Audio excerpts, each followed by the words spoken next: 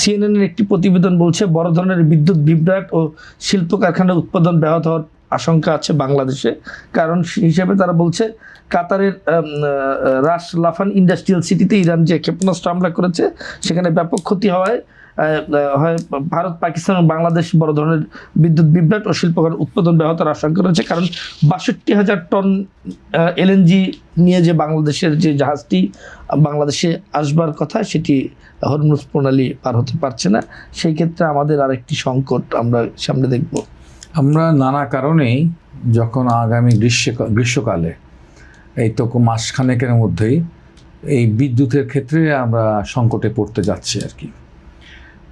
বিদ্যুৎ উৎপাদনের ক্ষেত্রে দেখবেন যে বিগত আমলে যতগুলো প্রাইভেট পাওয়ার প্ল্যান্ট হয়েছে সবগুলোই চলে হচ্ছে তেলের দ্বারা, এবং এখানে ম্যাক্সিমাম চলে HFO দ্বারা। ঠিক এলএনজি না, এলএনজিও আছে, HFO আছে আর কি। তো এই দুটোর ক্ষেত্রেই তো আপনার হচ্ছে অনেকটা আমাদেরকে নির্ভর করতে হয় মধ্যপ্রাচ্যের উপরে আর কি।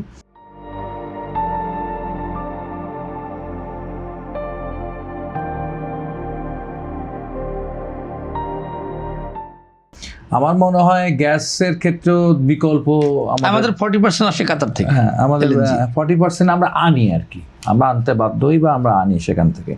আমরা সেখানে আমার মনে হয় রাশিয়া যেমন তেলও উৎপাদন করে, সে তারা গ্যাস উৎপাদন করে। তো আমরা অল্টারনেটিভ জায়গাগুলোতে আমাদের নক করতে হবে আর কি, ওদিকের দিকে তাকায় থাকা দরকার নাই। আর আমার মনে হয় যে এটা খুব কঠিন, আগামী 2 মাস বিদ্যুৎ ক্ষেত্রে আমরা একটা কঠিন মোকাবেলা করব। তো এই কারণেই সবচেয়ে বেশি জোরালো অবস্থান গ্রহণ করা দরকার যে এই যুদ্ধ বন্ধ হোক। ঠিক আছে, যুদ্ধের অবসান হোক, সরকার বেকায়দায় পড়বে কিনা না, যুদ্ধের অবসান হোক, এটা নিয়ে যে কূটনীতি করা দরকার চায়নার সাথে, ভারতের সাথে, অন্যান্য যে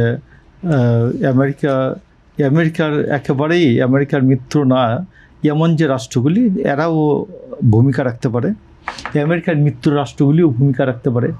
সবাই মিলে আমি মনে করি একটা বিশ্ব কূটনীতিতে বিএনপি নিজেও ইচ্ছা করলে জিয়াউর রহমান যেভাবে ইরান যুদ্ধ বন্ধের ক্ষেত্রে তিনি ভূমিকা রেখেছিলেন, তারেক রহমান যদি এইরকম কোনো একটা উদ্যোগ নেন যে যুদ্ধ বন্ধের ক্ষেত্রে তিনি আপিল করেন আন্তর্জাতিকভাবে এবং অন্যান্য বন্ধু রাষ্ট্রগুলির সাথে। আমাদের সাথে চায়নার খুব ভালো সম্পর্ক, চায়নাকে সেই ক্ষেত্রে চায়না এই হরমুজ প্রণালী পার হওয়ার ক্ষেত্রে ইরানের সাথে কথা বলতে পারে। তো এই জন্য আমি মনে করি যে আমাদের বাংলাদেশে যেন তেলের সংকট না হয়, বিদ্যুতের সংকট না হয়, এই জন্য যে বাংলাদেশ তার কূটনৈতিক যত ক্ষমতা আছে সে সবটা লাগাবে। এরপরে বাংলাদেশের মানুষের সাথে খোলামেলা কথা বলতে হবে, ভাই দিস ইজ দ্য পরিস্থিতি, দিস ইজ দ্য সিচুয়েশন, এই হচ্ছে পরিস্থিতি, আসুন আমরা কীভাবে জাতীয়ভাবে এটা মোকাবেলা করব।